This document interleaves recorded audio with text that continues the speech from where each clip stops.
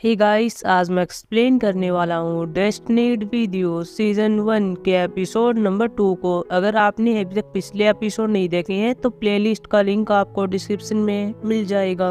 पिछले एपिसोड में हमने देखा था कि सिनू ने हमजो कह दिया था कि चलो मेरे साथ चलो, लेकिन अभी यहाँ पर हमजो कहती है कि अब तो डिमोलिश वाला काम भी हो गया है, अब बात करने को क्या रह गया है। सिनू कहता है कि मैं तुमको गिफ्ट देना चाहता हूँ, लेकिन हमजो कहती है मुझे कोई भी गिफ्ट नहीं चाहिए। सिनू कहता है कि वह गिफ्ट तुम्हारा ही है।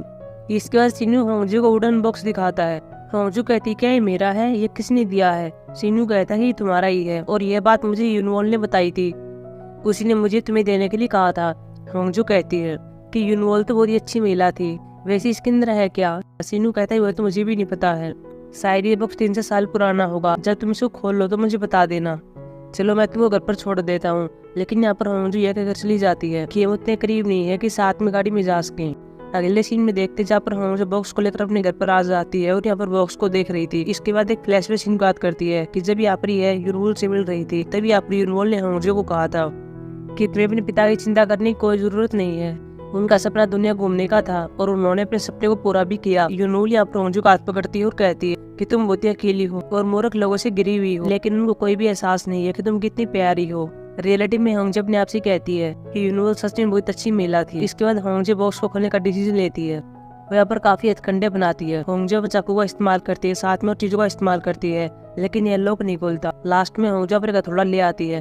वो इस बॉक्स पर मारने वाली ही थी, लेकिन तभी ऊपर देखते हैं ये जो लाइट होती है वह टिम टिम करने लगती है और बाद में खराब हो जाती है। इसके बाद होंजो के पास सिनू का कॉल आता है और कह रहा था कि तुमने बॉक्स को खोल लिया है, लेकिन यहाँ पर होंजो कहती मैं ऐसा नहीं कर पाई, मुझसे बॉक्स अनलॉक नहीं हुआ। सिनू के पास इसकी माँ यूनजू आ जाती है। होंजो सिनू की माँ की आवाज सुन लेती है और अपने आप से कहती है कि उसको तो खुश होना चाहिए, उसके पास माँ भी है।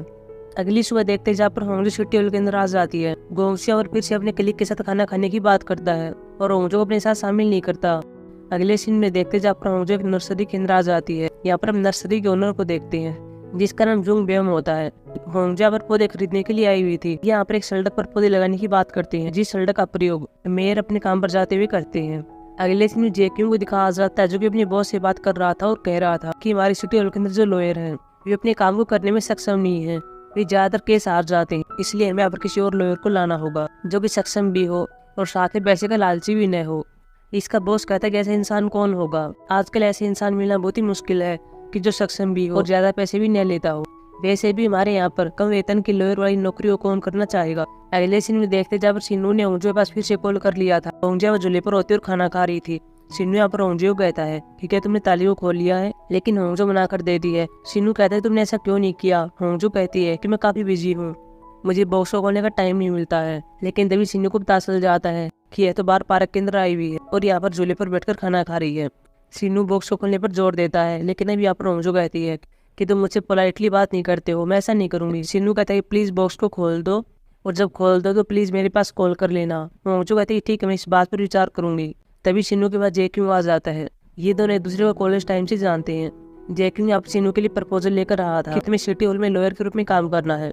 सिन्नू कहता है कि मैं ऐसा क्यों करूंगा, क्या तुम्हें पता भी है कि मैं अब कितना कमाता हूँ। यहाँ पर जेक्यू कहता है मुझे जानने में कोई भी दिलचस्पी नहीं है, मैं सिर्फ इतना जानता हूँ कि तुम पैसे के लालची नहीं हो, इसलिए मैं जो तुम्हें ऑफर दे रहा हूँ उसके बारे में विचार करना। ये बात कहकर जेक्यू चला जाता है। अगले सीन में रात को देखते हैं जहाँ पर होंजो अपने घर पर होती है और यहाँ पर इसने सिन्नू के पास वीडियो कॉलिंग की हुई थी और कह रही थी कि अब तुम देख लेना कि मैं क्या कर रही हूँ। मैंने बहुत ज्यादा मेहनत की है लेकिन ये ताला नहीं खुला। होंजो पर अपने तरीके बनाती है, वह पर अपने हाथों को इधर उधर हिलाती है, जादू टोना जैसा कुछ करती है, लेकिन कुछ भी नहीं होता और बाद में थक हार कर बॉक्स को एक साइड में रख देती है। अगले सीन में सिन्नू के सिविल लॉ फर्म के लोगों को दिखाया जाता है, साथ में सिन्नू होता है। साथ में भी यहाँ पर कंस्ट्रक्शन के सीईओ को भी देखते हैं और इसका नाम हिंशियो होता है। साथ में भी अपने फ्लैशबैक सीन देखते हैं कि जब पिछले एपिसोड में सिविल लोग बात कर रहे थे और हिंशु के बारे में सीईओ को बता रहे थे, तभी यहाँ पर सिन्नू ने अपनी कंडीशन ऐड की थी और कह रहा था कि हिंशु को माफी मांगनी होगी। अभी आप रियलिटी में देखते हैं जहाँ पर हिंशु सभी से माफी मांग रहा होता है। साथ में हिंशु बस सिविल को महंगी घड़ी भी देता है। इसके बाद ये सब बाहर आ जाते हैं और यहाँ पर सभी हिंशु को रिस्पेक्ट दे रहे थे। हिंशु अपनी बात को नोटिस करता है कि सिन्नू मेरे सामने नहीं झुका। वो सिन्नू के पास आता और कह रहा था कि तुम मुझे रिस्पेक्ट क्यों नहीं दे रहे हो, तुम मेरे सामने क्यों नहीं झुके। सिन्नू अपने फोन में दिखाता और कहता है कि तुम्हें यहाँ पर काम नहीं करता, मैंने अभी भी इस लॉ फर्म से इस्तीफा दे दिया है। सिन्नू अपने सीईओ से कहता है कि आप अपने लॉयर में से और इस क्लाइंट में से आप किसको चुनेंगे। सीईओ यहाँ पर कुछ नहीं बोलता, लेकिन सिन्नू को अपना जवाब मिल जाता है और बाद में चला जाता है। अगले सीन में रात को होंजो को देखते हैं जो कि अपने घर पर होती है और अब एक लाइट को ठीक कर रही थी।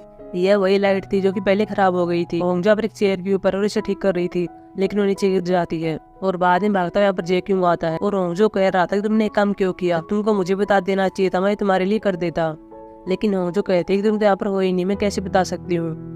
बाद में जेक्यूंग ऐसे गायब हो जाता है। ये सब यहाँ पर होंगजो इमेजिन कर रही थी। हालांकि हम आप ये बात भी नोटिस करते हैं कि होंगजो पीछे जो वुडन बॉक्स रखा हुआ था वो अपने आप ही अनलॉक हो जाता है और इसके अनलॉक होने की आवाज होंगजो सुन लेती है। अगले सीन में शिन्यू को देखते हैं जो कि अपने पिता सेओन से मिल रहा था। सेओन अपने बेटे से कह रहा था कि मैंने सुना कि तुमने नौकरी छोड़ दी है, वैसे तुमने अच्छा ही काम किया है, अब तुम घर पे रहना और सिर्फ आराम करना और कोई दूसरा काम मत करना, ये तुम्हारे स्वास्थ्य के लिए अच्छा है। सेओन साथ में शिन्यू को शादी करने के लिए भी कहता है। तभी हम शिन्यू की माँ भी आ जाती है जो कि शिन्यू से कह रही थी कि तुम्हें इतनी कम एज में शादी नहीं करनी है, मैं इतनी कम एज में शादी करके पछता रही हूँ। इसके बाद शिन्यू अपने रूम के अंदर आता है और यहाँ पर छोटी ओल बिजनेस कार्ड को देखने लगता है। वही दूसरी ओर होंगजो को दिखाया जाता है जो कि बॉक्स के अंदर देखती है कि यहाँ पर बुक होती है। वो इस बुक को लेती है जो कि एंगचो द्वारा लिखी हुई थी। होंगजो देखते हैं कि इस बुक के अंदर कई मंत्र होते हैं, जैसे कि प्रेम पाने के मंत्र। आप जिसे चाहते हैं अगर उसे पाना चाहते हैं तो इस मंत्र का इस्तेमाल करें। मंत्र के साथ जो कुछ भी करना है वो सब इसमें लिखा हुआ था। साथ में इसमें और बातें लिखी हुई थी, जैसे कि बीमारी को दूर करना, एक अच्छे बेटे को जन्म देना, ये सब बातें इसमें लिखी हुई थी। लेकिन होंगजो को ये सब बकवास लगती है और कहती है कि ऐसा नहीं हो सकता। एंगचो के हिसाब से तो ऐसा हो सकता है कि मैं बेटे को जन्म दे सकती हूँ, सुंदर हो सकती हूँ, साथ में प्यार भी पा सकती हूँ, ये सब बकवास है। लेकिन बाद में जेक्यूंग इसकी माइंड में आता है और फिर प्रेम वाले मंत्र की ओर देखने लगती है। अगली उस पर देखते जहाँ पर होंगजो छोटी ओल के अंदर आ जाती है और यहाँ पर हम देखते हैं कि शिन्यू से टकरा जाती है और शिन्यू से कहते हैं कि तुम यहाँ पर क्या कर रहे हो। शिन्यू कहता है कि माँ से यहाँ पर काम कर रहा हूँ, मैं यहाँ पर लॉयर के रूप में काम कर रहा हूँ। वैसे कहते उन्हें बॉक्स को खोल लिया है। होंगजो पहले मना कर देती है। शिन्यू कहता है कि शायद तुम वुडन बॉक्स के ओनर नहीं हो, इसलिए वो बॉक्स मुझको वापस दे दो। लेकिन अभी यहाँ पर होंगजो कहते कि नहीं, ऐसा नहीं है, मैं ही वुडन बॉक्स की ओनर हूँ। ये बात कहते शिन्यू कहता है क्या तुमने बॉक्स को खोल लिया है। होंगजो कहते कि नहीं, मैंने नहीं खोला है, वो अपने आप ही खुल गया था। शिन्यू कहता है उसके अंदर क्या था। अभी आप होंगजो कहते उसके अंदर किताब थी, लेकिन उसमें सब कुछ बकवास लिखा हुआ था कि अगर तुम ऐसा करते हो तो तुम्हें यह चीज मिल जाएगी, तुम्हें अपना प्यार मिल सकता है, और यह एंगचो द्वारा लिखी हुई है।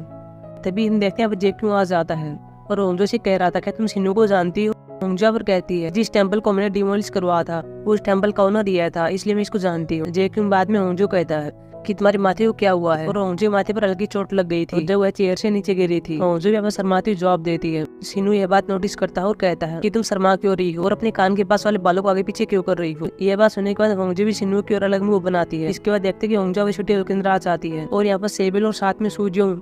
होंगजो कह रही थी कि सिटी ओल के मैसेज बोर्ड पर जेक्यूंग ने तुम्हारी सराहना की हुई है, क्या तुम जेक्यूंग को जानती हो। लेकिन यहाँ पर होंगजो कुछ नहीं बोलती। ये दोनों कहते कि शायद कोई और जेक्यूंग होगा।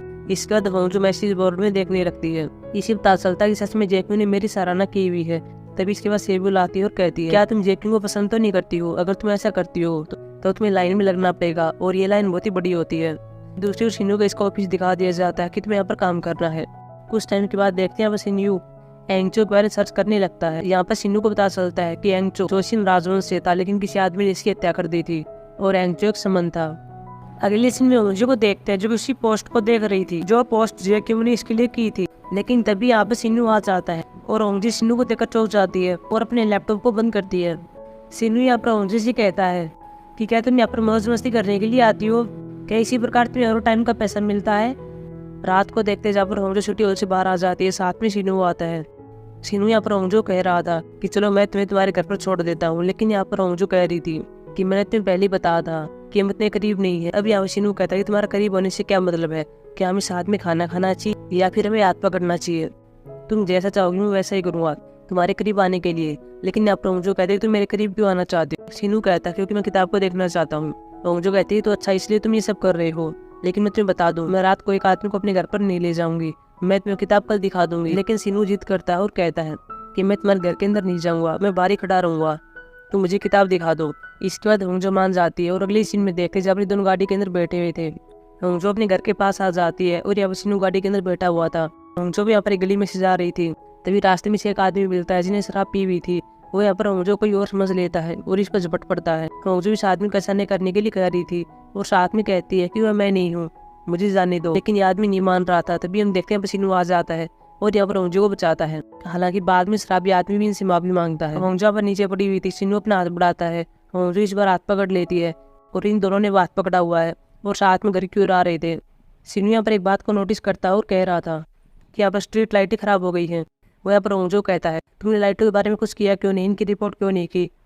ओंजो कहती है मैंने की थी, उन्होंने वेट करने के लिए कहा था। हालांकि शिनू यहाँ पर साथ में कह रहा था कि तुम्हें अपनी फैमिली से हेल्प मांगनी चाहिए, लेकिन यहाँ पर ओंजो कहती है कि मेरी फैमिली नहीं है। शिनू यहाँ पर ओंजो से कह रहा था क्या तुम यहाँ पर अकेली रहती हो। ओंजो यहाँ पर हाँ भरती है और बाद में कहती है कि पहले यहाँ पर मकान मालिक रहा करती थी, लेकिन अब वह ग्रामीण इलाकों में गई हुई है और वहाँ पर खेती बाड़ी कर रही है। ओंजो घर के अंदर जाने वाली थी, शिनू बाहर खड़ा हुआ था। ओंजो शिनू से कहती है क्या तुम घर के अंदर आना चाहती हो।